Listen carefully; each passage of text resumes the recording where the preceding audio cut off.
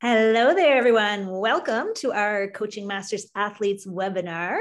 My name is Paula James, and super excited to be here and moderating this session tonight. Just want to introduce myself to you all before we introduce our panelists. So I'm going to give you a little bit of background about me, and then we're going to hand it over to our panelists. They'll introduce themselves, and we've got a bunch of questions we're going to go through, many that you contributed and some that we've prepared.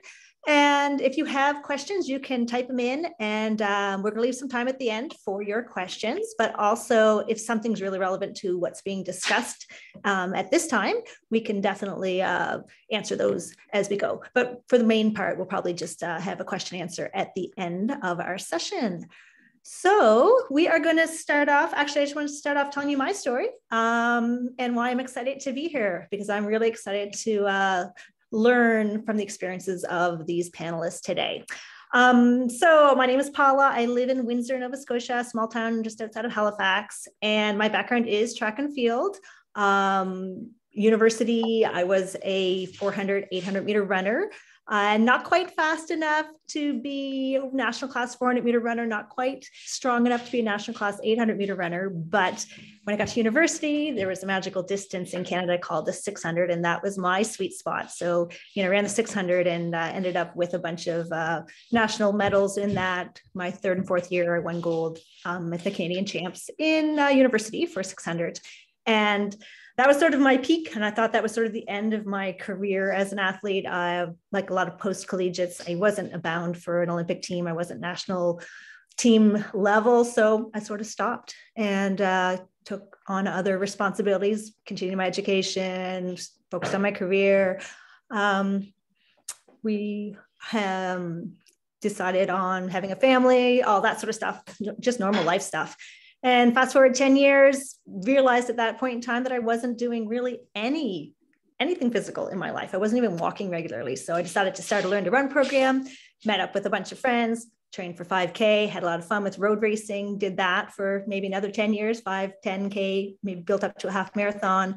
But it wasn't until my kids became teenagers that I got back involved in track and field. So I was running kind of recreationally as a road runner, but when my kids became teenagers, that's when got involved in track and field coaching and having a lot of fun with that. Then I started jumping in some of the workouts with the kids and running, doing speed work and short intervals and things like jumps and plyos, things I hadn't done in maybe 20 years. And the amazing thing was that my road racing got faster doing this track training. And all of a sudden, a recreational runner was kind of becoming moving up the ranks in the road racing community here in Nova Scotia. And I got into some track and field racing as well. Wasn't really planning to, but as a part of a club, Masters athletes, at least in Nova Scotia, there's not a lot of them. So you can get a lot of points in club championships. So one track meet I did like the 100, the 200, long jump, high jump, triple jump, shot put, javelin, and relays.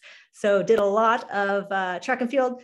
Had a lot of fun, but still wasn't really focusing on it. So wanted to get into Masters track, all registered to run my first Masters meet, going to be the Canadian Indoor Champs in New Brunswick, St. John 2020, going to run the 8:15. And of course, that event was canceled. I was going to run Toronto 2020. And of course, that event was canceled. So I went back to my road running and loving it, having fun, seeing a lot of good success. Actually, this year at the age of 48, I set all-time PBs in my 10K, my 5K, broke some milestones that were pretty big for me, went under 18 minutes and under 37 minutes. And at the age of 48, I was pretty happy with that. So now I'm ready to see what the next step is. And I want to try something new. And I think it might be Masters track. So that's why I'm super excited. I have a lot of track background. I've coached and I did it as a younger athlete and then did some as a Masters athlete, but it's never been my focus. So that's why I'm really excited to hear from our panelists today about their experiences and about their stories. And that is where we're heading. So what I want to do is get my panelists to introduce themselves. Tell us how you got into Masters racing and explain, give us your background, tell us your story, because that's what I want to hear. And I know that that's what our audience wants to hear too. So how about we start with Chris? Chris, if you can tell us, how you got into track as a Masters athlete, what your involvement is, as a coach, as an athlete? Yeah, just tell us your story. You go ahead. So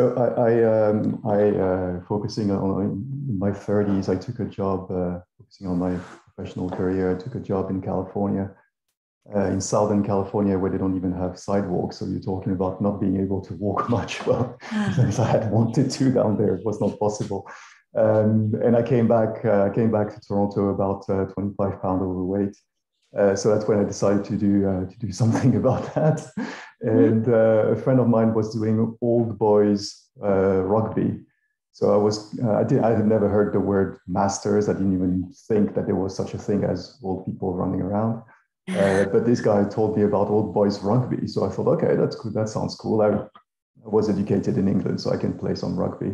So I thought that will be cool. And then I thought, okay, if there's old boy rugby, there must be old boys running, old boys athletics, old boys something. So that was many years ago. So the internet was not, looking for things on the internet was not what it is today. So it took me quite a while of looking for this version of old boys running in athletics, and eventually I came across the word masters, and that's when I started. That's how I started in 2006, and then I started. So I started training initially at U of T, and then we started the masters section at U of T a few years later.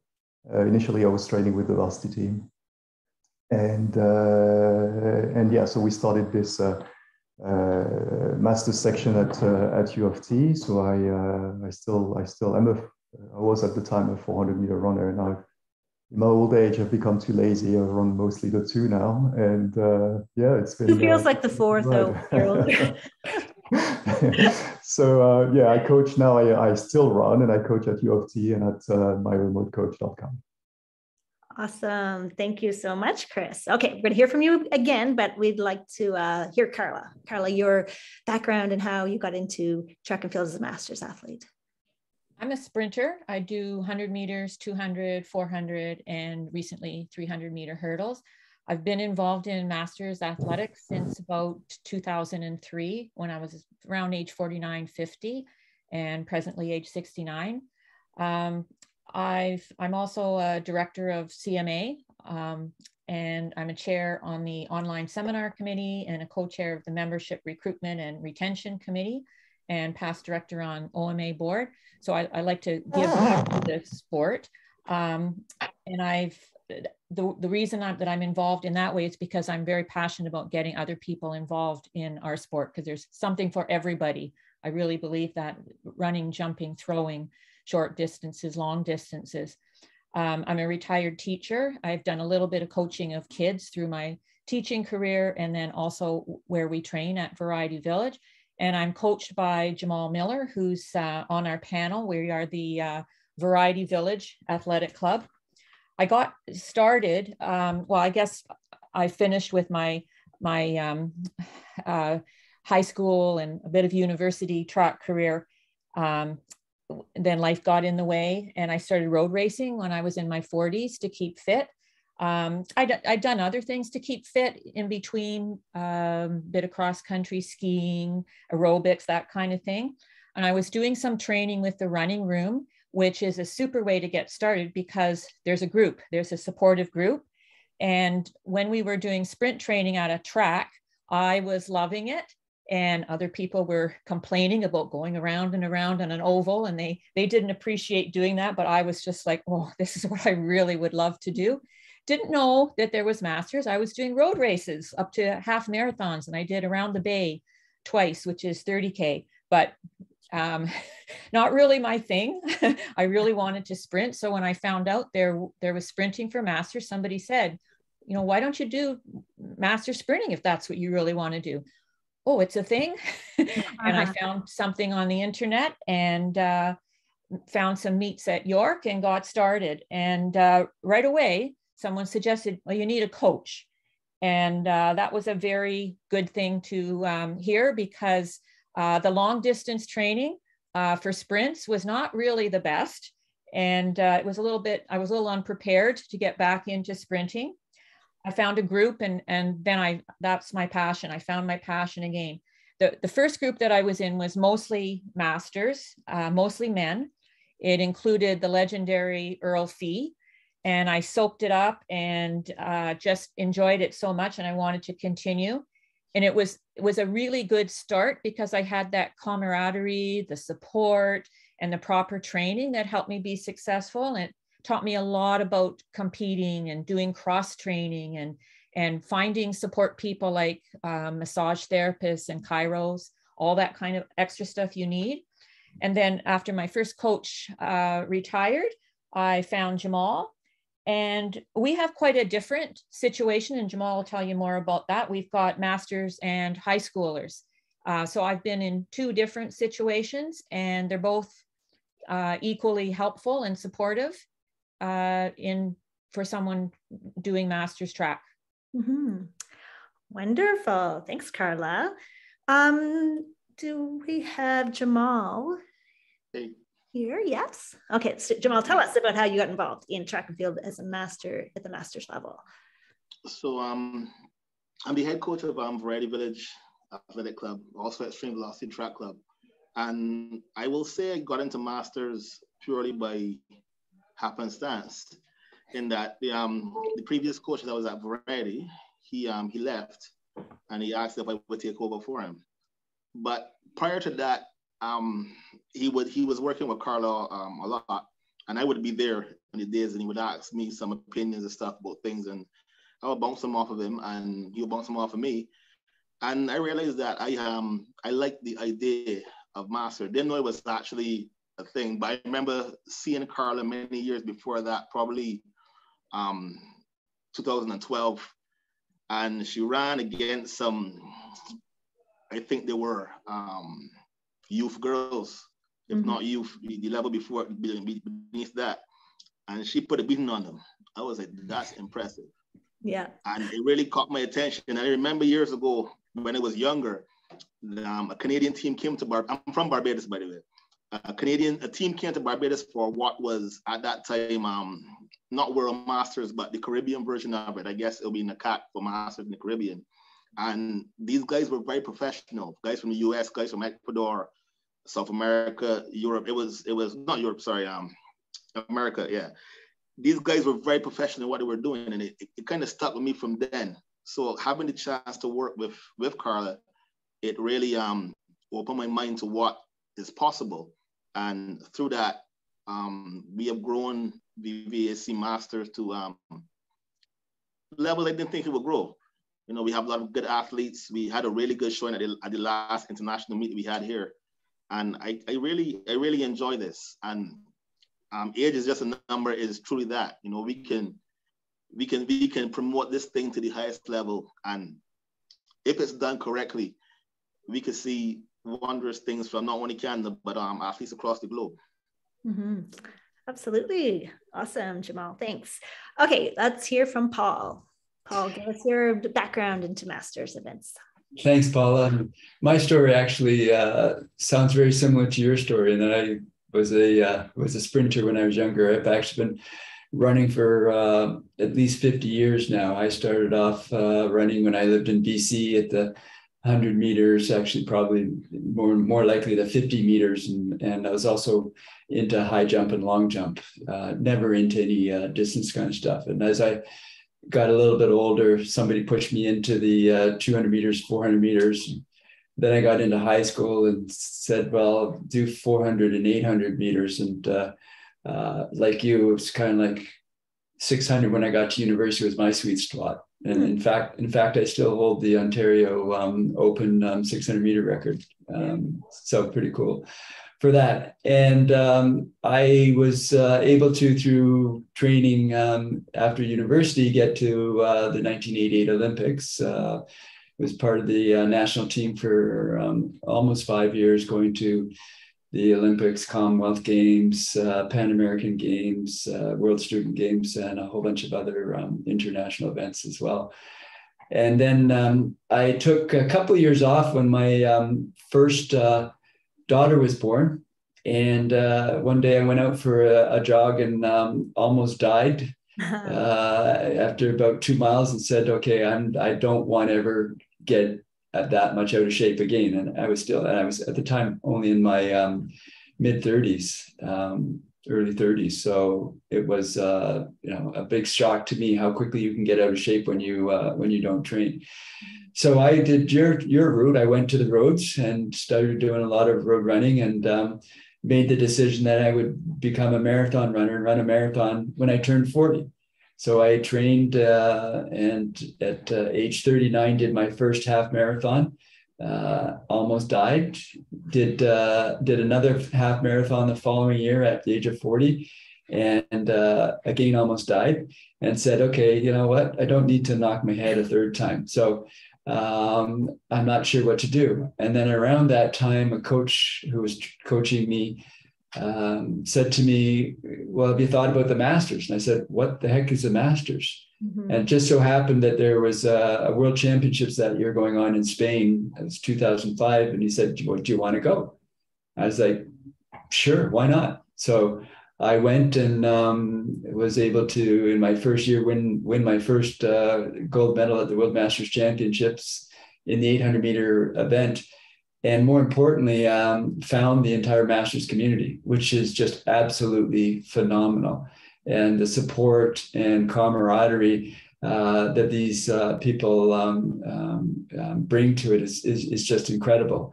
I now still meet, a number of us were in Finland this past year in July at the World Masters Championships in Finland.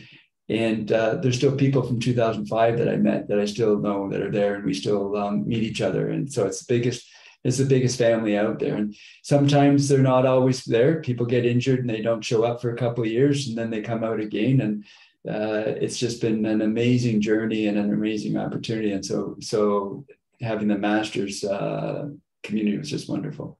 I bet you that was an awesome find for you. We didn't have to run the marathon. Absolutely. Yeah, thank God. The gold medal at the World Masters sounds a lot more fun than a marathon. Yes. Okay, thanks, Paul. Okay, now we're going to hear from Marvin. If Marvin could introduce himself and his sort of background into Masters racing. Hi guys, Marvin Johnson. So I actually got into Masters track and field in 2016. My son was playing football, Brian Carnati. His son was playing with my son. He recognized me from high school. He's like, apparently I was pretty fast in high school, but family got in, right? Fast forward to, I think it's the summer of 2016, they had the American Masters Games at UBC. And I only had like 2.5 months to prepare for it. So I ran the 1, 2, and the 4. And I had so much fun running in the Masters, and decided to continue and join the Greyhounds, which is an amazing club. Coach Sam Hara Marioko, great mentor along the way. Pretty simple story, and just continue to push forward. Hopefully I could run a 52nd when I turn 50. So that's my target. That's an amazing goal. Wow. Awesome. Okay. So we've met our panelists, and we're going to go through some questions we have here. And the first thing I wanted to talk about, and a lot of you mentioned or touched on it, is the importance of club. So how important do you feel it is to be a part of a club, to have that support from a club system? Can you do it on your own? Can you be a solo Masters runner? And just jump in if you want to sort of give us some feedback on the importance of club.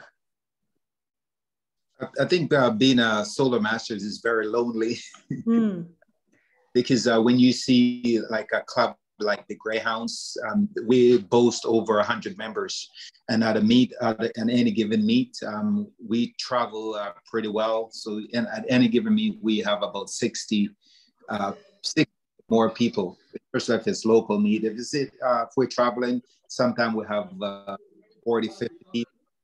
We travel very. I think it's very important to find a club. Mm-hmm. Anyone else? Yeah, I think a club gives a lot of. Oh, so sorry, Carla, you wanted to jump in? You go ahead. Go ahead. I think a club gives a lot of support and a lot of, there is the pick me up aspect of, we can't have good nights every night. So sometimes you have a bad night and you have your teammates who pick you up, and vice versa.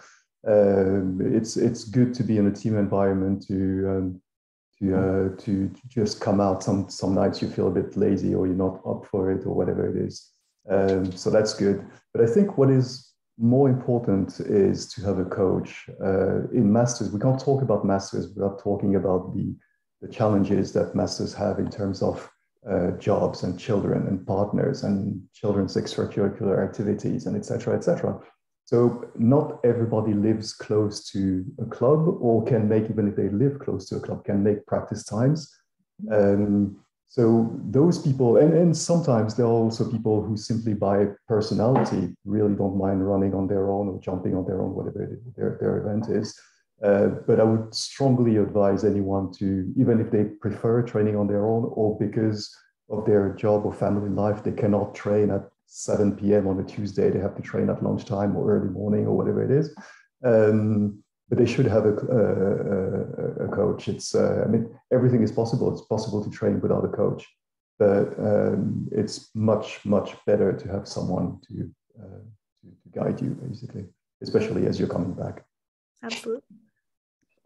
I totally agree with what Marvin and Chris have said, but I would also add that having a group makes you have a little accountability, that your teammates are going to show up and you show up with them and you support each other, as both of them have said. But I also think that if you're in a smaller community, there's other ways you can do it.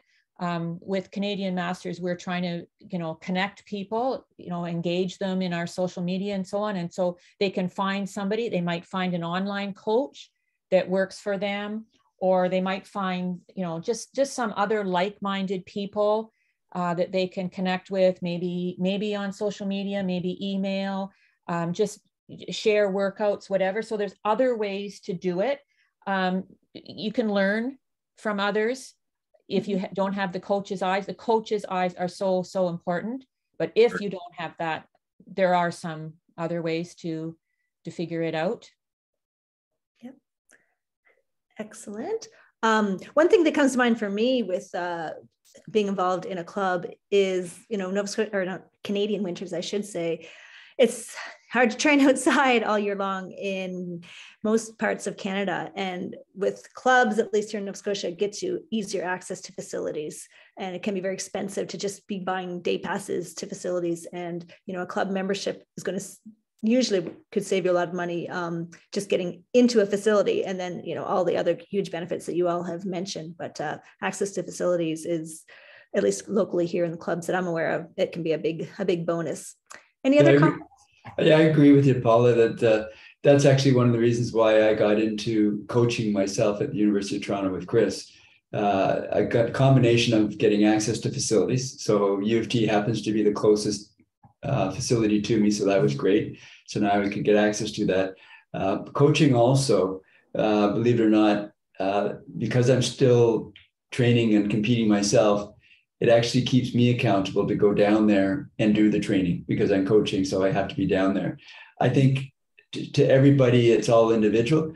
I'm not as dedicated or as disciplined as others to be able to always go out and do their training. I coach a few people remotely, and typically they're up at 6:30 in the morning training to get it done before work and other things. And I'm like, I could never do it. I just couldn't do that.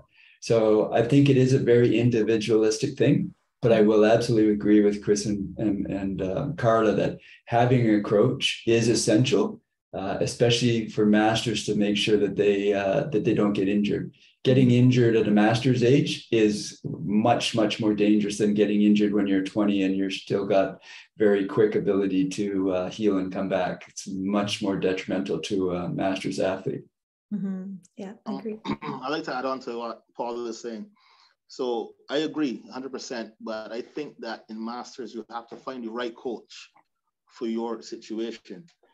I wouldn't be one, if I were still competing, I don't compete, I just strictly coach, but you can have a coach that has many kids in his group, many young people, and he may take you on, but not really focus on what you need to do. Mm-hmm. And that in itself is a problem. Right, you have to find the correct blend, the correct coach that understands what masters is about, the limitations you're going to have, which are work, family, injuries, age, how we going. If you find someone that takes all that into account, you're going to have a really good time. Mm-hmm. If you don't, you're going to find yourself, as I've heard complaints from many people that come to me and talk about it, about going to practices and they feel like they're just on the side, or the pace that's set for the other athletes is way too much for them to handle, and there's no consideration given to them. Mm-hmm. Where this has to be looked at across the board, I believe. So mm-hmm. I would say a club is important, but the right club, and a coach is more important, but the right coach as well. Mm-hmm. Maybe we'll jump ahead to another question that sort of ties into what we're talking about here, and about clubs or coaches who may be hesitant to take on masters athletes or reluctant. Also, is it ideal for masters athletes to be integrated with, younger athletes? Is that a good thing? Is that a bad thing? Should there be masters only programs? What's your experience with that, folks?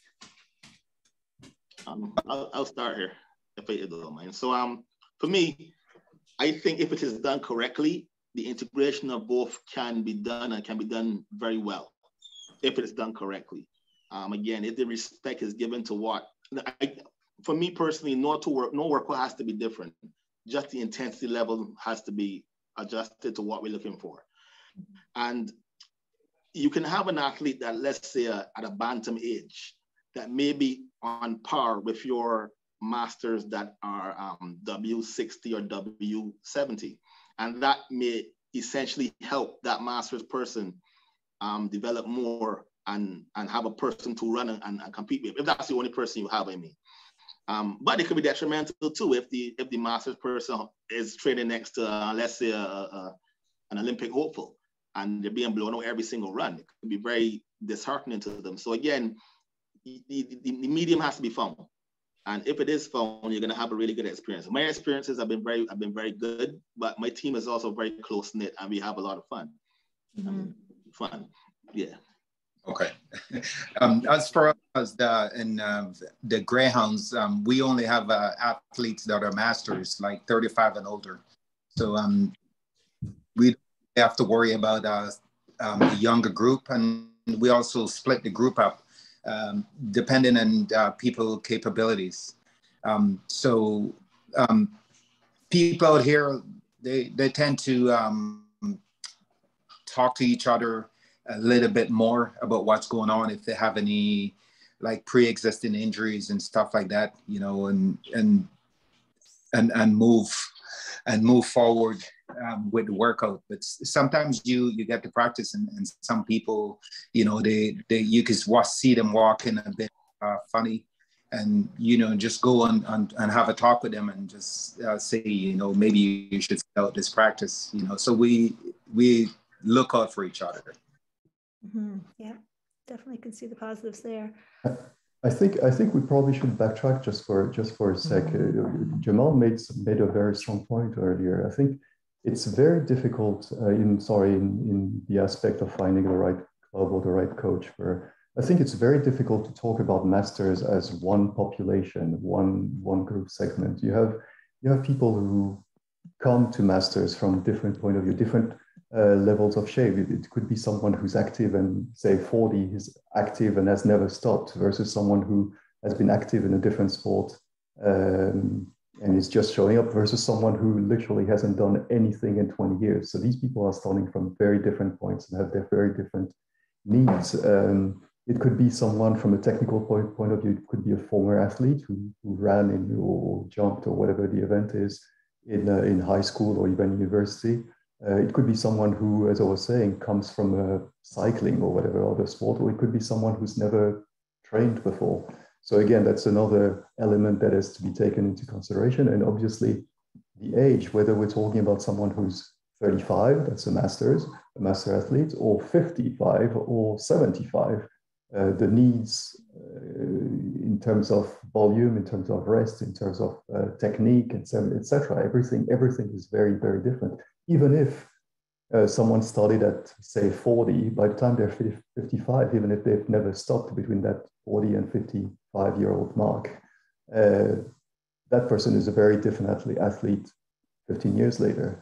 So that has to be taken into consideration And of course, there are differences also in terms of gender. Maybe we'll touch up on that a bit later, but it's difficult to talk about masters, obviously, without talking about menopause. And I'm sorry to bring that up, but as a coach, it is something that is very, very important to keep an eye on when we're talking about someone who's late 40s, early 50s, and who sleeps 3 hours a night. That will have an impact on the training that person will be able to do, and the coach will have to adapt to these things.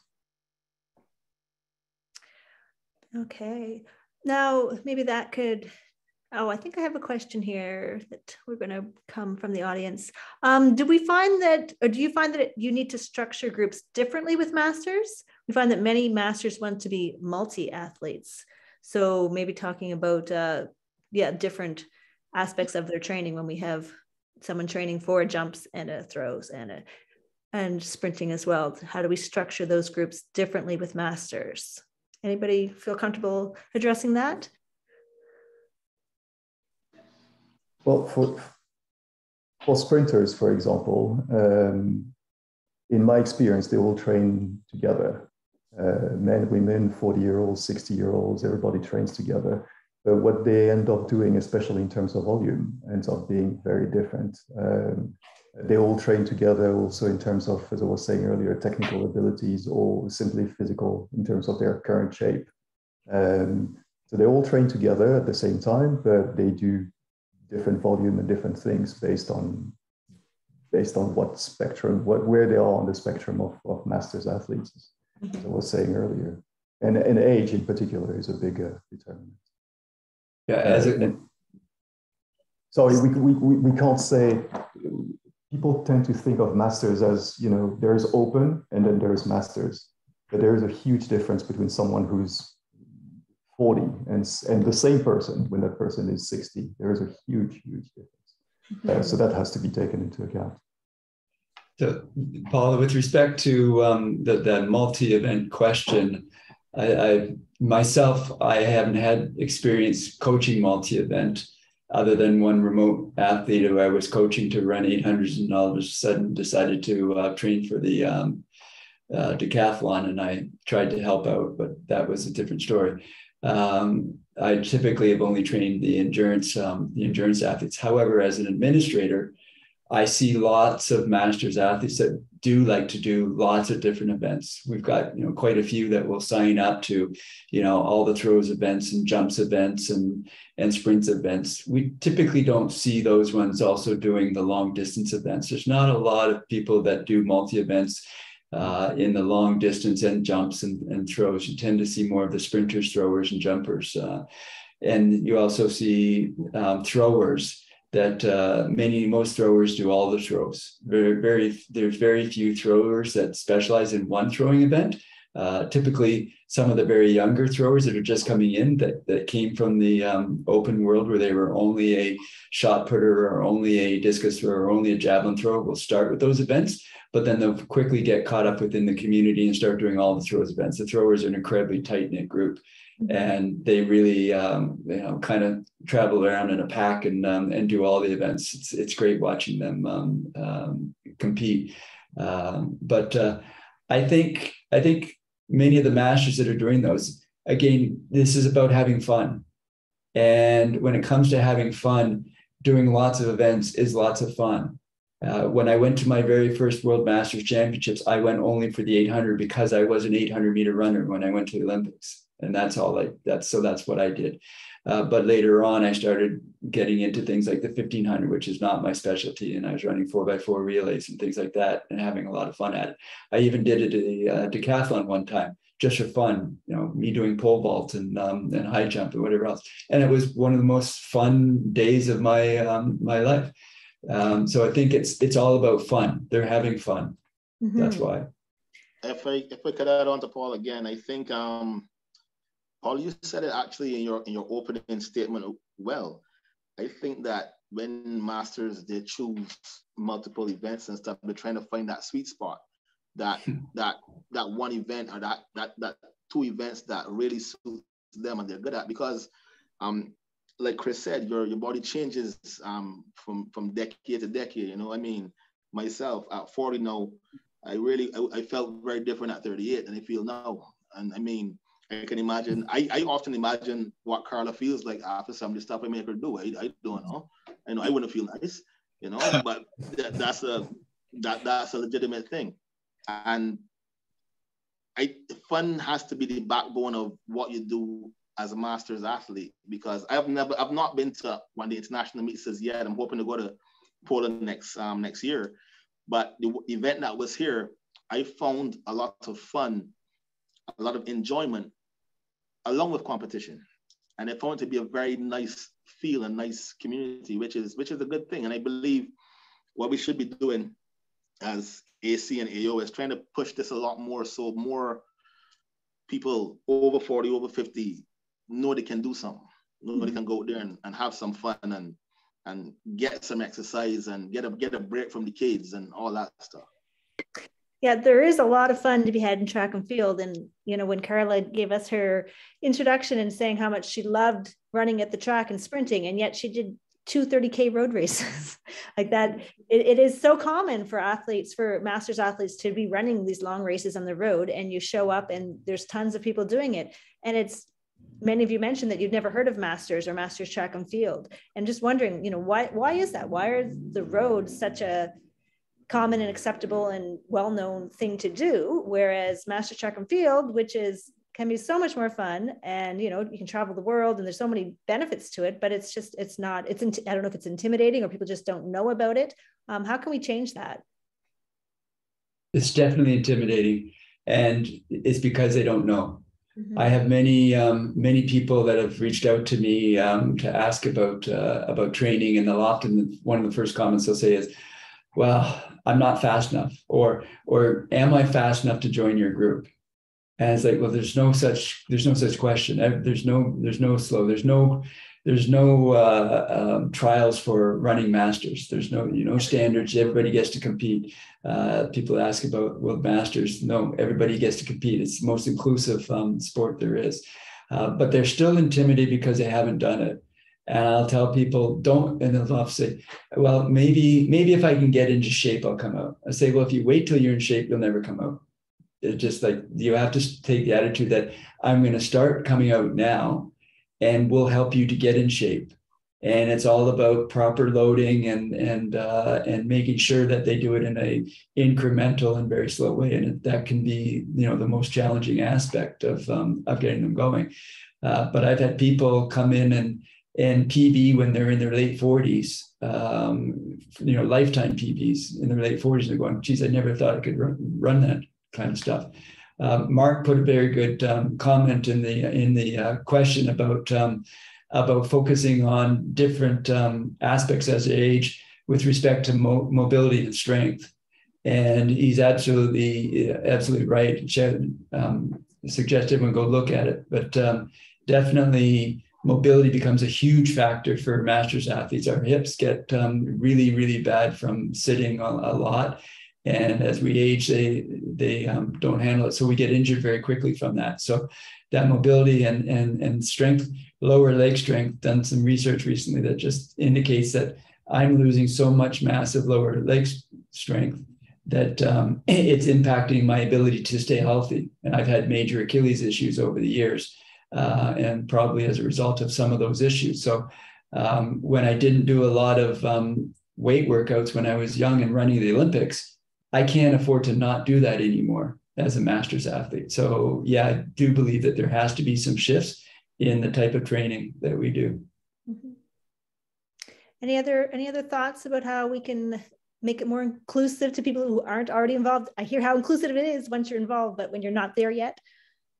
I think people have to stop focusing on the competing part. Like, come out and have fun and find your sweet spot, because Masters Athletics has so many options. There's race walking, there's the sprints, there's the longer distance, jumping, throwing, steeplechase. There's just so many different things you can do. If you come out with the idea that, oh, I'm going to run fast times, or I'm going to do, these distances or whatever, that can be intimidating. But if you come out and say, well, okay, I'm going to have fun, I'm going to get fit, I'm going to make friends doing this, find like-minded people who are, also interested in keeping fit, then I think that's a really good thing.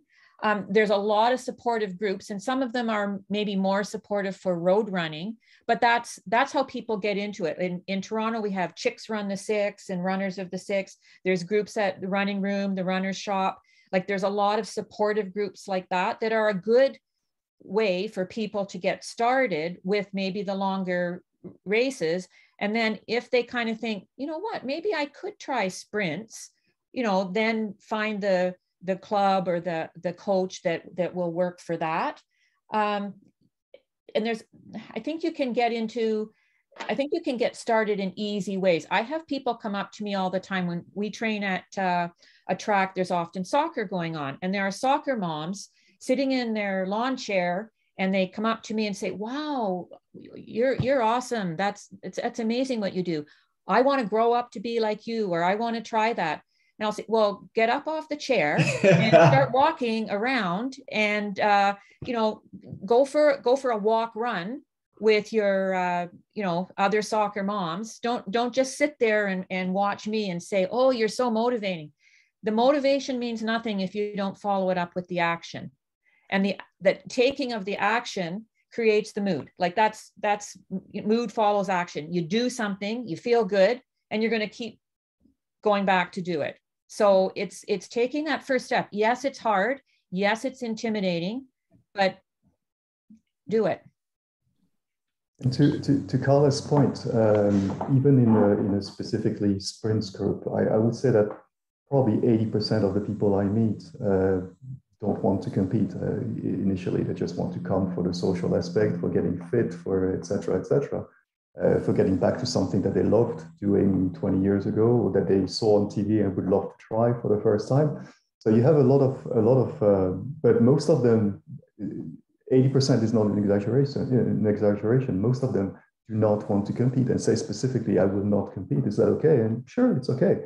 And then, of course, a few months later, sometimes a year or two later, but a little bit later down the road, they want to compete because they realize how fun and supportive it is. So if the thought is, I'm joining a group, so I'm going to have to compete and be embarrassed, or at least that's what they think, etc. It's not the case. Most people, at least the ones that I see, most of them come with the idea that they will never compete. They just want the exercise and the social aspect. And it's okay. That's okay to come in with that attitude. Yeah. It change, or absolutely. Wondering if we could maybe get some specifics. So not generals, but specifics about what's different about being a master's athlete or coaching master's athlete in terms of recovery, or like Carla mentioned, your support staff, or a training cycle. How does that look different? Or competition schedule? How are those things different? What are some specifics that would be different when you're working with, or you are a master's athlete? When I was training for the Olympics, I was always completely on the edge to be training as hard as I could without getting injured. It was all about the most intense workouts and just trying to do everything you possibly could. As a master's athlete, it's much more about consistency. The intensity is not nearly as important as the consistency is.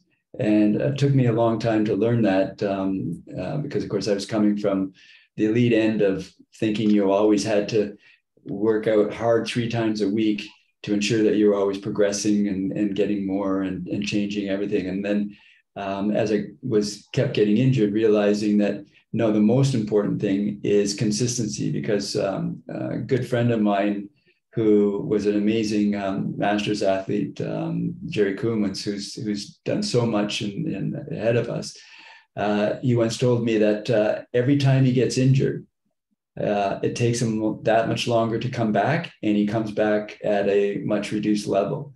If he doesn't get injured, then it's a slow progression downwards. So, the important thing is that is not getting injured. That's the single biggest thing, and doing whatever you can of that. And so things like what, Mark put in there with the flexibility and the strength are just as important, if not more important, than just going out and running really, really hard intervals. As middle distance runners, we're used to the bread and butter is our interval training and going out on the track at least twice a week, if not 3 times a week, running those hard intervals and getting that in there. But without this strength training and the flexibility, yeah, it just doesn't work. I'll explain a few things that I do for recovery. Approaching 70, it does become more important, but I still think, and Jamal will back me up on this, every body, whether 16 or 60 or 70, needs recovery from whatever it is you're doing. So there's a lot of recovery tools out there, like massagers, wearing compression pants while you're competing. I've got a pair on right now. I was at a workout earlier, so that I have a compression recovery tights that I wear. Air compression sleeves I use regularly. I'm also a big supporter of 1 day a week doing drills and running in the pool. Sometimes it's based on a workout that I'm doing a workout in the pool, and sometimes it's simply pool running that is, it's kind of like a massage. It's very, very good for the body, not the impact. You know, that's a key thing. I also do a lot of walking, which saved my sanity during COVID because I did it with friends and family, and it helped me recover, get out in nature and talk things out, things that were going on. So that recovery too, you've got to balance your workouts. So might be 2 intense workouts a week, with those other days you're fitting in biking, hiking, walking, whatever suits with your family, because then you can find the time to do those other things as well. Just you have to build that recovery in. So it might be 2 or 3 track workouts per week, but in between, for sure, you might be doing the mobility, the hip mobility. You might be doing ab work or your strength training. You might be doing walking. You might be doing hiking or pool running. There's a lot of other things that you should, and you can fit them in with family life. If you're involving your family in activities like that, you're a great role model for them. So do it together, and then there's your recovery, and yet you're getting family time. Thank you for those specifics, Carla. That's great. Well, I'll jump in there. Carla is correct, and I have a motto for my thing, and it's don't suffer, recover. It's very important. You have to always get your recovery in. But from the coaching side, I've found it's my job to make sure that my athletes, masters and my senior athletes, are in the optimum condition all the time. And that comes with, there's no cookie cutter workouts that I write. What I write for Carla is not what I write for Chris. Not this Chris, the other Chris, Warburton. It's not what I write for my hurdlers. It's not what I write for my. I write many workouts. People say I'm crazy for it, but that's my thing. That's what I do, and I do that because every person is individual, and masters are not. There are individuals within each person, because Carla can tell you in 2019 we had a very rough go of it indoor, and she was going through some specific pains, sciatica and things like that, and I had to amend and augment and do that, but my rest of my team was still training and doing what I had to do. And we had a very good campaign in Poland that year, but at the same time, I had to take into account so many things. And in my opinion, a good coach is going to make sure that every athlete is getting what they need. It can't be one shoe fits everybody. That does not work. That's never worked. Ain't worked yet.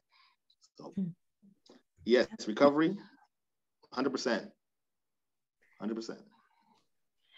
Are any of you as athletes or as coaches working on a training cycle that's different than 7 days, like a longer than 7-day training cycle, or everyone working with that? I think in masters life happens. Again, children, job, partners, etc., etc. So sometimes what was planned for a particular week does not happen. The athlete has to skip, and we're talking about recovery. Sometimes it is wise to skip a workout. So I think most of us work or write our workouts for 7 day cycles. certainly for me, it's sort of very often 7 days becomes 10 days for some athletes.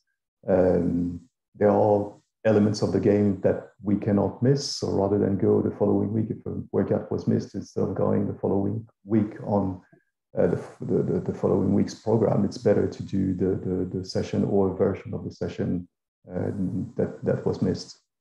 So sorry, long answer to say, I plan 7 days, but very often 7 days become 10. Yeah, I also plan 7 days, but that's more pragmatic because we have the facility availability on the Monday and Thursday, and that's it. So we have to work around those 2 days. As Chris said, a lot of times things change just based on what's happening with the individual. But typically the group workouts are on the Monday and Thursday, and then so it's just easier to do a 7-day schedule. Yeah, that makes sense. I think we had a few questions about strength training, and it's been touched on, but does anybody have anything to add for strength training? So as a sprinter, or even as a middle distance runner, a master's middle distance runner, most of us wouldn't have done strength training when we were younger, but the importance of it as a master's athlete? I think for sprinters, I will talk only for sprinters here, but for sprinters, when they're 18 or 22, when they're young, they're sometimes the very elastic kid can be as fast as the strong kid. It's very possible.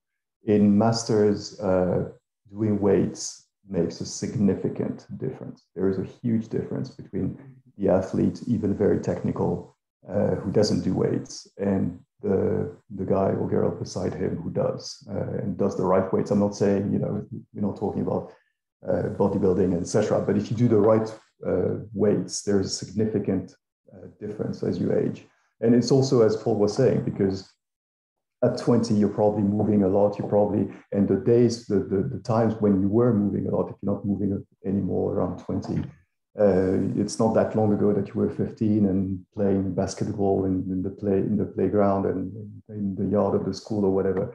When you're 60, it's been a very long time since you've moved. So there's a huge difference. What I would say is it has to be done properly. Be very, very careful, because it's also adding weights on someone is also a very, very fast way of getting them hurt. So you have to be very careful what you do. You have to be very careful about the dosage. And you have to be very careful about the days. I would definitely not recommend to anyone. We have, especially the younger masters, probably up to 45, still remember what they were doing 20 years ago, 10 years ago, and basically have the mindset of, I look the same, I feel the same, so I'm just going to do the same. It doesn't work.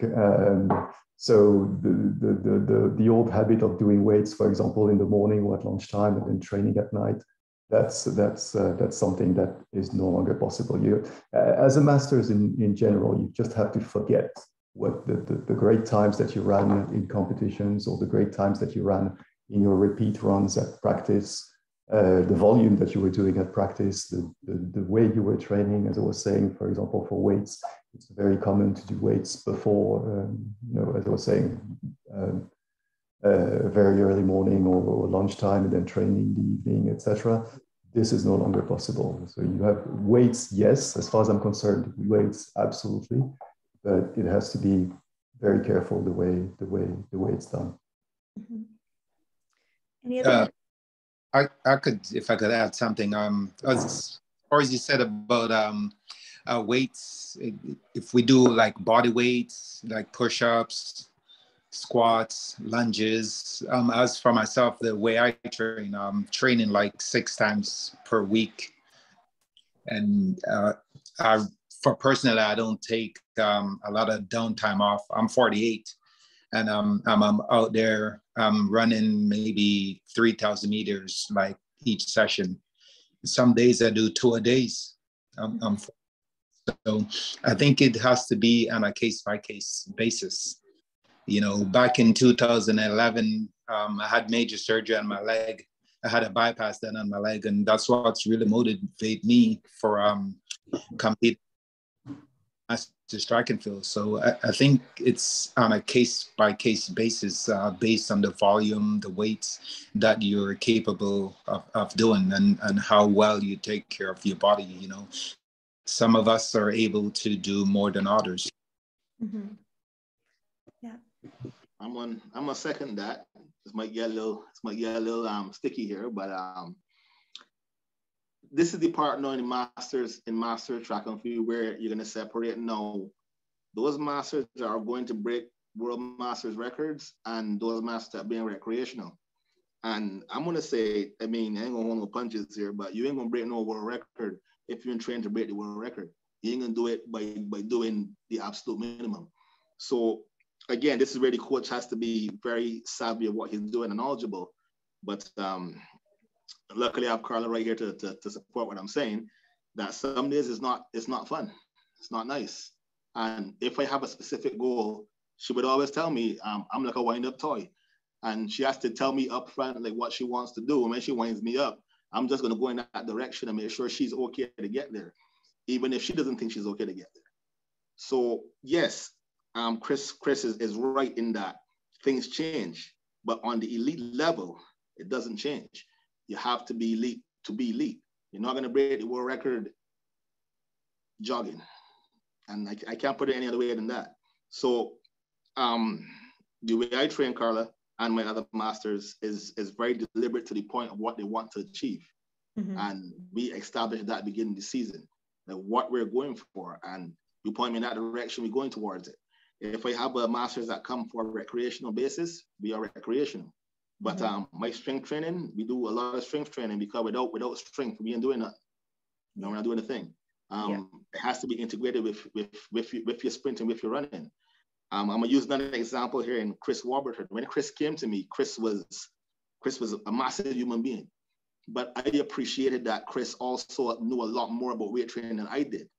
All I told Chris was what I needed him to look like or be when he approaches a race. And what I did is tailor my coaching and to how he would lift. And that gave an increase in strength and a reduction in size. And he went on to run really, really fast. So Chris, you're right. Yes, you have to take it. You have to, Bob, you're right. You have to take it into consideration. But if you're training elite masters that are going to break records, you got to approach it the same way as you're going to treat the Olympians. And that's my standpoint.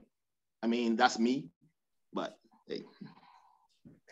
Well, it is all about goals, and in recognizing that, and whether it is your goal to break a world record or it's your goal to become just fitter as a person, those are both great goals. And we can't just say, well, I don't believe in goals. I mean, I think it's great to recognize the importance of that and to be able to communicate that with your coach. And yeah, those are some really good points. And I can't believe that our hour is almost up. Does anybody have something that they'd really like to get in before we wrap this up? Any pearls, any closing statement? Can I make a statement? Absolutely.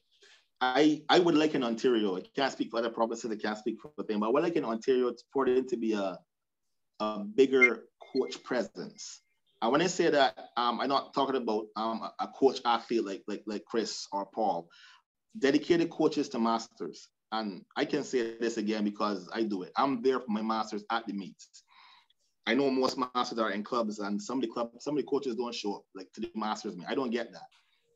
This year in particular, I've had athletes that have gone outside the world championships, but I'm still there, my master, because it's what I was tasked to do. It's what I enjoy doing as well. And if you're a coach, if you're coaching this thing, if you're doing this thing for the love of it, like you say, you're going to be there for your masters, you're going to be there for your younger kids, and you're going to be there for your senior athletes. You're going to make it work. Mm-hmm. If you can't make it work, I mean, yeah. I get. There you go. I'll just add something that I want to say to people who are hesitant. Follow Canadian Masters Athletics on Instagram and Facebook. It's a very supportive community there. We try to share stories of the whole gamut, from people who are just starting out to people who are breaking records. We've got podcasts on our Instagram link tree. There's a couple of podcasts that are linked from Inspired Souls, Women Run Canada. There was a recent one done with Amy Ballin and how she got into Masters Athletics, and there's another one with Dalla Bortolucci. There's lots of support up there, lots of stories, lots of inspiration. Again, I'll go back to this, that the motivation that you have to do this means nothing without you taking action, but there's lots of support out there. Get out there and do it. Give it a try. Awesome, Carla. Good job.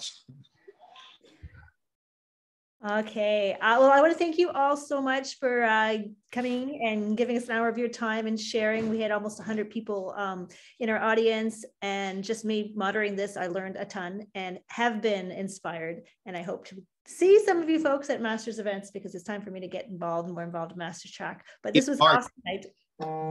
Yeah. So thank you all. Hopefully we get to see each other face to face before too long. Send any questions you have through, and I'm willing to answer anything y'all have to, any questions y'all want. Send them to my email or the email here, and I'll answer what you need to hear. All right, Jamal. Awesome. Pleasure. Yeah, cool. Okay. Thanks, everyone. Thanks all. Bye, everyone. Bye. Okay. Bye. Bye.